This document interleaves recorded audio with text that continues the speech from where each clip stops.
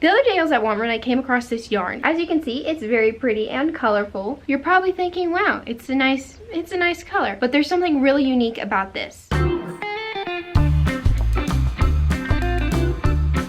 Hey everybody, it's Maddie here. Today I'm going to be testing out granny square yarn. When you normally crochet a granny square, which are these squares right here, you would need to change colors each row you do. But with this yarn, the colors are already pre-measured for each row. So you don't need to do any like color switching or anything. The idea sounds absolutely amazing. I'm very curious to know if this actually works, and it should make these granny squares right here. So today I'm going to be testing this out and reviewing it for you. This was on sale, so I hope there wasn't really a reason for that. Let's go test this out. All right, so here's the yarn. I picked out one that has all these neutral colors, and I think this is gonna be so pretty. If it turns out like that, we'll see how this goes. So already, here's the string. Looks like it starts with the first color, which should be in the middle of the granny square. This may work, and if it does, I'm gonna be so happy. The only thing is I don't really know what type of pattern of a granny square I should use. Ooh, look how pretty those colors are.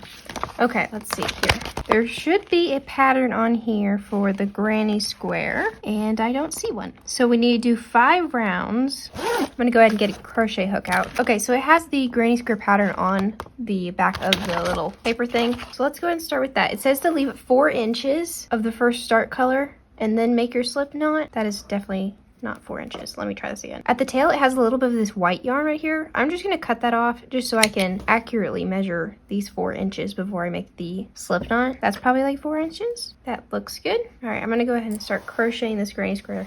We'll see how this goes.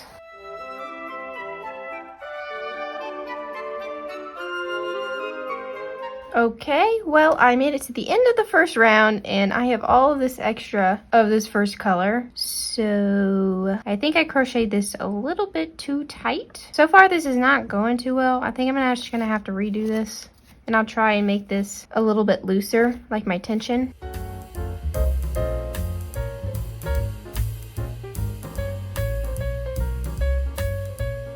Second time around, that one worked great. I had to loosen up how tight I was crocheting. I think I crocheted pretty tight because this I was like extremely loose with, and it worked out great. I made it to the exact end. A little bit of gray right there. Well, that's working great so far. Let's go ahead and do round 2.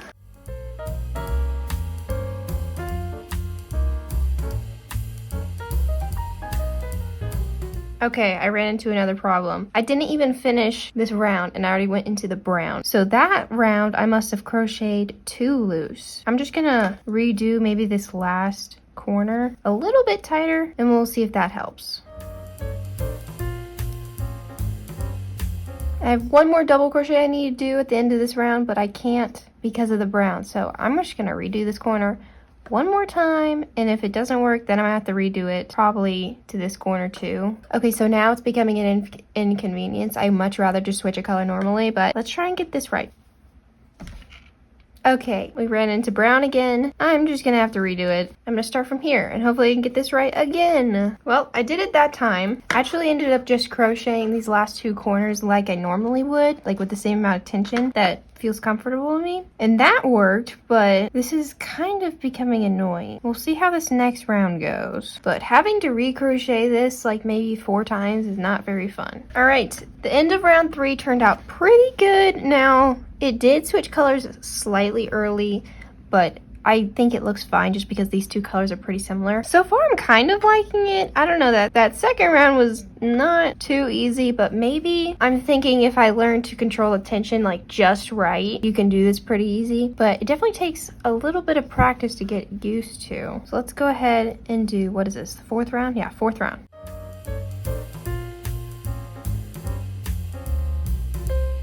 We ran into a problem. I still have 3 more double crochets to do, and we're already on the second color. So I'm just going to try and make these last few double crochets a little bit tighter, so hopefully I don't have to go back all the way over here and make the tension tighter the whole round. Let's try again.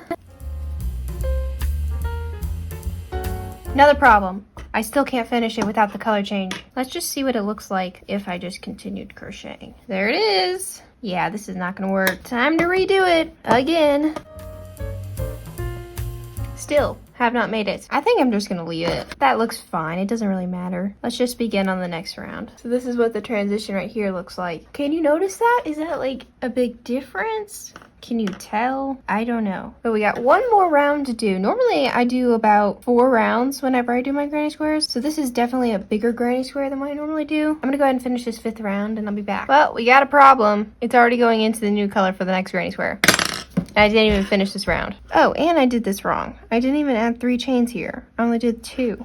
No, I only did 1 here. Okay, so I even messed up the granny square. Well, this is very inconvenient, actually. Do we see how wonky this granny square is? And this is because I'm trying to change the tension when I get to the end, because I'm like, oh no, I'm running out. I'm gonna go ahead, take this out, and I'm gonna try and make a decent granny square. And I'll start from like right here. Let's try this again. Look at that.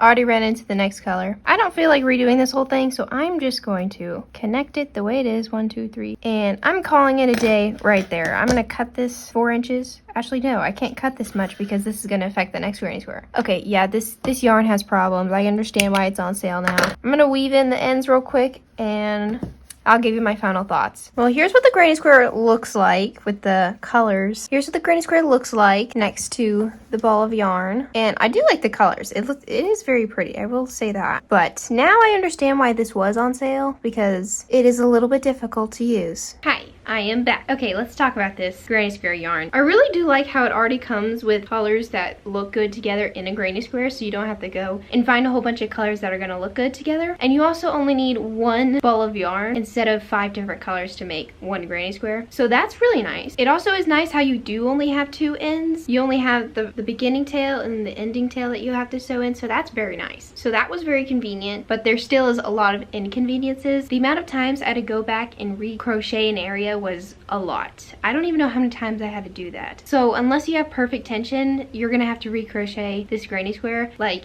3 times. Also, this is definitely not for beginners because already trying to come up with a good tension as a beginner to make all your stitches look uniform is already hard. So this would be very hard for beginners. With how much stuff went wrong, the granny square really did not turn out that bad. The only thing I don't like is right here where the color started to change.